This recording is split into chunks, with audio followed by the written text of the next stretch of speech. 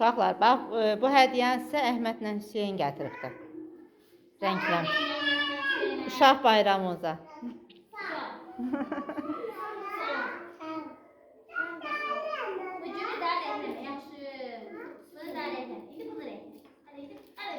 Hə, birini rəngləsin, qalan da evdə eləyərlər.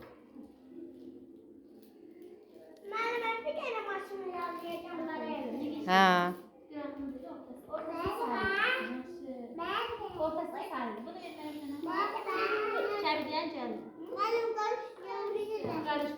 Bunun üstünə qoy, Kəbra, burada rənglə, stolu rəngləmə. Ay, hə, qoy ora.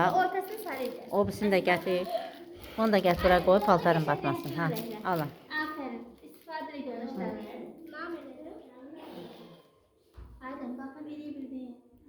Ben geçiyorum şimdi. Geçiyorum. Ellerim sardım ben. Aferin. Başlarını bilirim. Ha. İndi sarının ortasına. Bir kızım, bunun üstünə qoy, burada. Tabii. Burada rənglər, burada, ha. Orada rənglər batmasın. He, onun ortasına. Süfrə bax. En zorlu. Hı. Peki ben ne çabuk? Çabuk. Niye kayıdan?